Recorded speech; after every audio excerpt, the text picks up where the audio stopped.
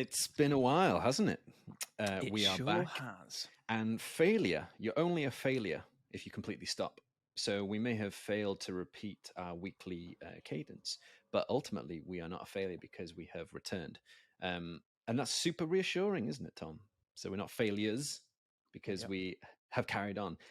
For the last couple of weeks, we have still been here, still been busy, still been doing stuff, but we've taken a bit of a break to recharge, as the classic phrase is, recharge and all that stuff, and get better kind of like just things that we want to share and how we want to adapt and modify and iterate and all the rest of it. As you know from the start, we've always wanted to iterate on this podcast and go over time to kind of improve things and so forth. And yeah, I think for me, the break was good because we also readjusted some of the positioning. So we're going to be doing things a little bit more kind of like, again, more us, more Tom and more me. And that'll probably reveal itself as things go along. But how's your break been, Tom? What have you been thinking about while we've been on break? Not too bad. So we had Easter off to give ourselves a break, and then I lovely had a really bad flu. So I've only just recovered, if not still a bit sometimes having a bit more phlegmy in the morning, but we're here. I thought we would kick it off just to get us going, up and going, after all the thoughts that we've been had over Easter. I think the main area that I'd like to develop, I basically create a goals list of different areas, but a focus of sharing with the pod is feelings and regulation. So it is an area of the unknown for me, as I'm a more analytical, logical, naturally. So actually tapping into feelings and what is your body and emotions telling you. So I've just started an audiobook today that was, I'm looking forward to, and it is called, I literally blanked out what it's called. It always goes. It is insert here. Hopefully I can find it later. I think it's like, it's going to really annoy me. Basically allowing yourself to have feelings, but a way more better title. Giving than yourself that. permission of some sort. Permission to feel. Permission to feel. I think that's what it's called. Buy it now in a store near you. Yeah. So I've only listened to chapter 1, but it's got the cogs turning of how can it help me, but also I'm in this journey with myself and my wife of knowing how can we be practical and be useful with all our skills, our giftings, what we've learned, and how do we help people in the season that we're in. So we're looking at local community, of joining a local church and local hobbies. So we're church searching, as you call it, and looking at different hobbies. So I've just joined the local hockey team and started to do some coaching, and actually it's been really interesting. I've forgotten how much knowledge and thoughts that I've got when it comes to hockey. So it's been quite encouraging, as for me, even though from a productive point of view, I always want everything to be perfect. Actually, from a confidence point of view, it's probably been I've probably had the lowest confidence I've had in my life. So it's interesting trying to learn how do you start from scratch again, rebuilding that confidence. And it's going back to things that you already know. And it's recognizing when you teach people that don't know anything, that is a small step in getting that confidence back, of recognizing value and worth in what you have to share. My sports journey is, you guys might remember that I joined the squash league, and I've not been demoted. I've also not been promoted. So I'm still in Division 7. So we return back in Division 7. But we've intimidated some people off the board, because there was 3 other players in our league. It was a league of 5. Played with one of them, and I think we only had 2 games. The other 2 have disappeared. And now the 3 of them have disappeared. So we basically haven't been promoted, haven't been demoted, but we've intimidated 3 people off the board. So now there's 3 people less to compete against. So that's a positive thing. Nice. Going to the emotion stuff. I think what is really interesting with Myers-Briggs, the personality tests, where it gives you the 4 letters, I think what's super interesting is having conversations about instinct, and how instinct for a more emotional person, like a feelings person, an F person, versus a T person, and how that kind of like comes into play, especially when it talks about giving people, when you're talking about giving yourself permission. So do you follow your instinct or do you not follow your instinct? Like, what is instinct? And I think the conversations that we've had around that, super interesting, especially when we reverse back to the word steamrolling, right? Instincts are not followed, you steamroll yourself, you then get into a bit of a trouble, emotionally so. So then you're not like regulated. But what are some of the like interesting things that have jumped out in of our conversations around like instinct and what that means to you and what that means to me? I think an associated word that we tend to lean towards is a gut instinct. So a lot of the time we've been speaking about what's the difference between a gut and a feeling. So you might feel sad, but it doesn't necessarily mean your gut is telling you watch out for the future. It might be in the moment you're just feeling sad from a compassion point of view because someone is hurting or whatever.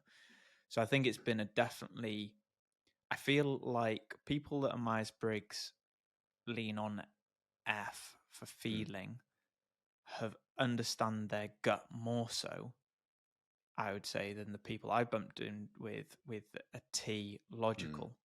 Because I think the logical will analyze everything to death to the point of your gut might be saying something's up here, but because there's no tangible evidence and no one else is agreeing with that gut feeling, the evidence dictate what you should be doing as a decision, which actually ends up meaning your confidence can be shattered by trusting in the evidence when actually your gut feeling might be stronger or trying to communicate something that isn't logical or isn't tangible.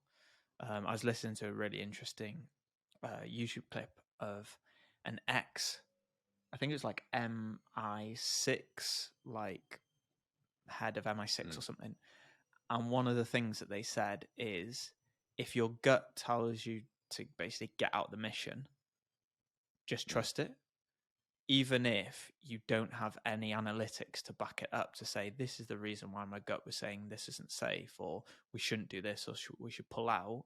There's sort of like a written rule that as long as you trust in your gut, if your gut is saying something's up, you pull out and you can redirect. They can reassign that task or job in the future because, yeah, it's giving you that confidence that if something's up, that you just go with it, basically, which is quite hard because sometimes it's hard to justify a gut feeling.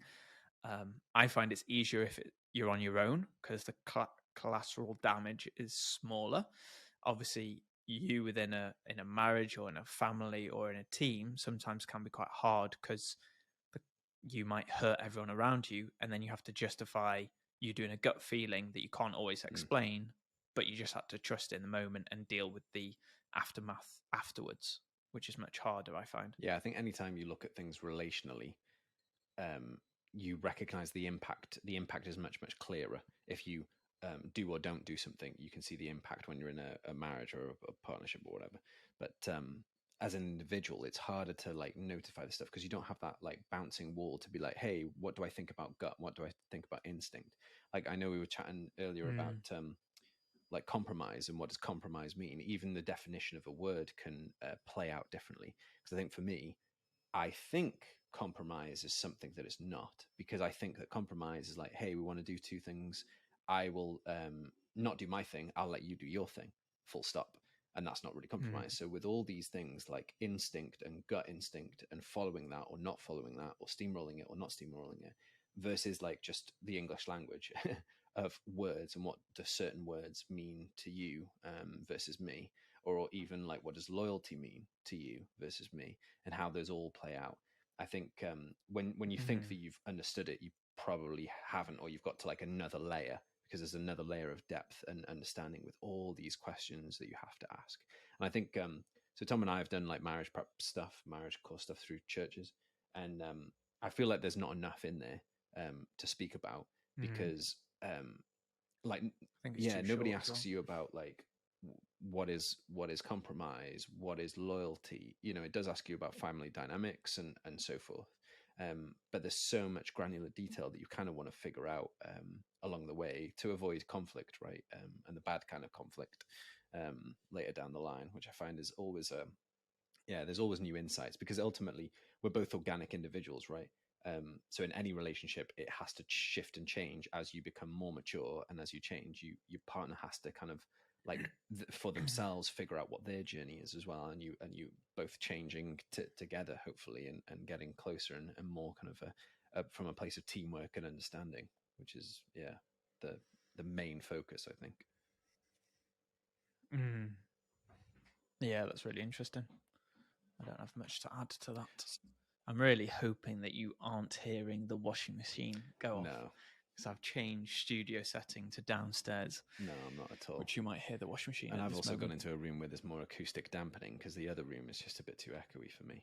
Something that's been on my mind a lot is the power of like the mind, and the power of choice, and the recognition of choice when we talk about circumstances. So remember ages ago when I was talking about that, I think his name's Myron Golden, I think it is, where he was talking about you have a problem or you have a situation, a fact, and you have a positive angle or a negative angle on a fact.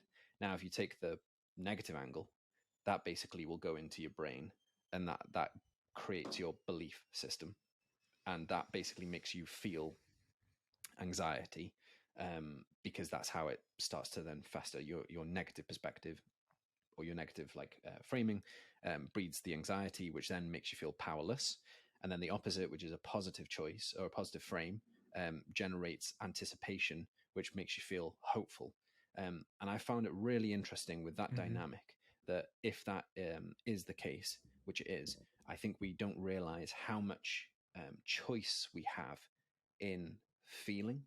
And it's very difficult. I'm not saying that it's easy, but I've tried to, over the last few weeks, tried to forcefully choose the positive perspective so much more with situations. And I think that's where like faith comes in. So like faith to me is like, you know, if there was a chair behind me and I was stood up, how do I know there's a chair behind me? Well, you would be able to tell me because you can see the chair behind me. So it's based on like your story or your experience can tell me. And then the second thing is like, well, how do I know that? How do I trust that you're telling me that there's a chair behind me is that I try and sit down on it. So there's two angles of one, the knowledge or the information of it. And if you were with 100 other people, I'd be like, oh, the knowledge of these people here can tell me there's a chair behind me. So I then have to figure out how to sit down, and it's the two, the action and the knowledge of stuff. So when you try and take on the positive framework of it, sometimes it's like it's not the obvious one, it's not the easy one, because it might not be the seen one. For example, the facts are that we've totted up, you know, you tot up your monthly budget, and because obviously because of interest rates going up, our mortgage has doubled, right? So the fact is mortgage has doubled. So then the positive angle on that is X, and the negative angle of that is Y. Now, the positive one is a challenging perspective to get, but the positive angle could be like, oh, well, it's a privilege to be in this position where we have this house. And yes, even though it's gone up for this period of time, it won't be up forever. And it's going to change because we're going to basically remortgage and switch the way that we're doing it. Or you can be like, oh, this is basically taking away extra money that I don't have. And it's really difficult to basically have a positive anticipation or positive hope for something when the numbers don't look like that, right? You've totted it up in your spreadsheet. So with the whole faith stuff as well, like thinking positively about a situation. So it could be that your bank balance looks different because you've totted it up and it doesn't look right. And then based on what you know, you can be applying like a positive angle to it. And then that builds in a sense of anticipation and hope, which then makes you feel powerful rather than something kind of dragging you down because there's this anxiety associated with it. I'm always going to perform better when I think positively about something rather than negatively, purely because the outworking of negative is anxiety and the outworking of positive is a sense of like anticipation and a sense of power in the situation, which I think is key. So recognizing that we have so much more choice than we actually understand, and choice to feel anxiety or choice to feel anticipation based on a framing of the problem of the fact. So I'm trying to get real deep into my own like mentality around, yes, the faith thing of doing something based on information and action, and also trying to frame it with the positive, so that doesn't generate anxiety. It generates anticipation. Mm-hmm. Yeah, that's really good. I think I tend to struggle with that. I think being a logical, analytical person, it bursts out overthinking quite a lot of the time. And I think I anticipated as a kid, the older that you get, the more confidence you'd have, because you'd have learned from your right or wrong answers, and then you'd have a better answer sheet towards life. But I think as I've learned, is actually, unless you understand and deal with your emotions / or pain management, of dealing with the pains that you've gone through with life, actually it can make you anticipate future pain, any decisions that you do. So I've recently restarted counseling, just because I felt like there was an invisible glass stopping me from doing good decisions.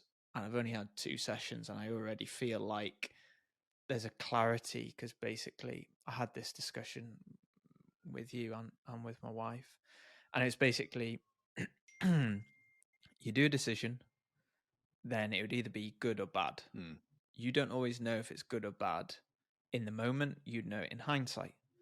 So good would then bring joy into the situation, and let's say it's with you, so it would build our relationship with joy. Let's say it's a bad decision. Well, a bad decision might then breathe out pain and hurt. So you're like, okay, then. So that might pull away from our relationship. This is in my mind. Pull away from our relationship. But then you need to add in 2 extra steps on that route, which is then asking for forgiveness or forgiving that person, depending on what that looks like, dealing with the forgiveness side, and then dealing with the I'm going to say redemption, but that's not the right word. With the,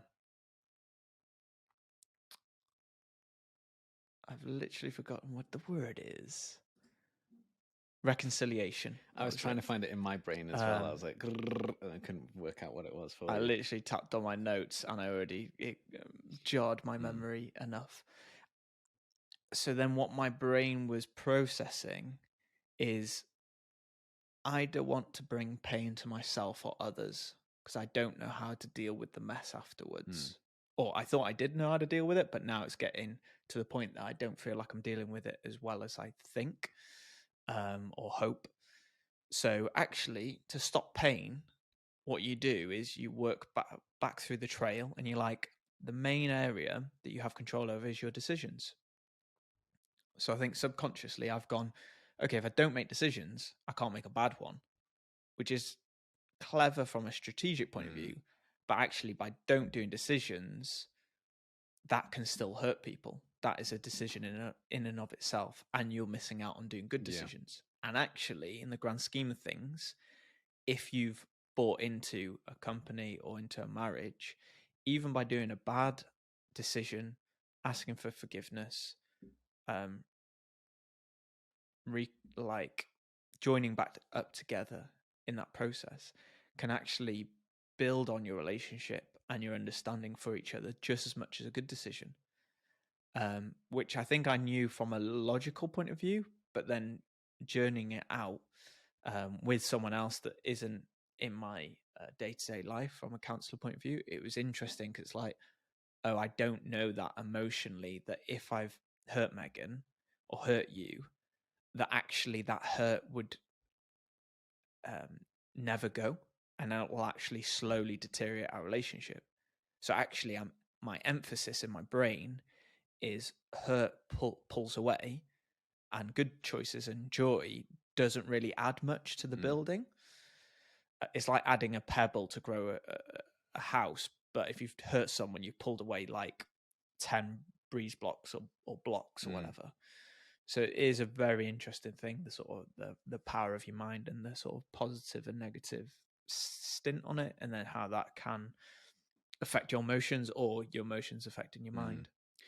Yeah, I think also there's like an expectation that certain people have it all sorted, and based on where they are in the situation, whereas sometimes that doesn't always pan out. I was reading about David and Goliath recently, and what I found was super interesting is David's confidence and identity, understanding that, which is a story from the Bible for those that don't know. which is basically a kid, like a young person, basically gets told by his dad, "Hey, go and check on your brothers. They're basically in the army and they're lining up to fight against this other army." And he then goes and checks and sees how his brothers are, and basically there's like this Goliath guy, which is a massive dude out of the other army, kind of being like, "Hey, come on, bring it on. I'm going to basically defeat all of you." And this army over here are a bit worried about that and have a sense of anxiety about it. But they're the ones dressed as soldiers, right? So when David comes and hears about this stuff, he ultimately hears that the king is like, anybody that can defeat Goliath will be rewarded, and basically I'll pay, like, your family doesn't have to pay taxes. So then Dave's like, "Oh, I want to hear what's the detail of this, like, reward, as it were." And while he's doing that, one of his brothers is like angry at him and be like, "Oh, get lost, like, stop trying to hang around with us. You just come in here to, like, watch war happen or a fight happen and stuff. And I think what's funny is, because David's asking stuff, he then gets called up by the king. The king's like, "Cool, let's put you in there, because you're going to be able to fight." So they start putting the armor on him, and he's like, "Yeah, this doesn't work for me." So the two things that make it different is, like, one, he understands, like, why are you guys scared? Like, I understand who's with me, which is God in this situation. So therefore, like, of course I'm going to be able to win because God's with me. And secondly, his experience of, like, well, I've killed bears and wolves, so I'm going to be fine. It's fine. Anyway, he then goes into the army with basically slingers and pebbles, which is more his, like, comfort thing. And all the army guys are all scared, and they're the ones dressed as soldiers. So what I find is funny is, like, again, the people that have it all together look correct might not have it all together and look correct. So it is down to the whole, like, don't be fooled by an outward kind of like an outward opinion or an outward kind of image that you see, because it's not always the case. And then you also have to stick to what you know, by bringing in, like, well, you have the confidence because it's from a different place, rather than the confidence that comes from wearing a particular persona of some sorts. And then David goes like, "Hey, I'm actually gonna, like, take you out, and you guys are going to serve us," which he then does. So I think the confidence of that all the way through is really interesting. So I think the two bits that stand out is, like, identity and also the experience, and the importance of that experience not, like, clouding it to be like, no, you now have to wear this armor because that's what needs to be done for this. Well, no, his experience has told him different, So it's really interesting how that then pans into, emotional states of trying to make the choice of choosing the positive framing, and trying to, go with these things and not let them throw stuff back at you. The end. You always do it in such a summary way that I'm like, I have nothing to add to this discussion. It's always challenging because I think because we're digital, it's like you scored the try and then passed me the ball, but I'm like, you already scored the try, so you didn't need to pass me the ball. You now do the conversion, which is just a different type of approach to things. So, well, let's end it here. Basically, we are back. Well, we've never left. We just paused. So, and we'll be doing these more often. We haven't paused. We just took a holiday. We just took a break, an extended break, and hopefully we'll see more of these things. And trying to what I want to do is probably more share what we're going through and what we're learning, rather than what we've done before. So again, going back to the documenting of our experiences and what we're thinking through, and discuss that together. But until next time, keep hammering those nails. Bye for now.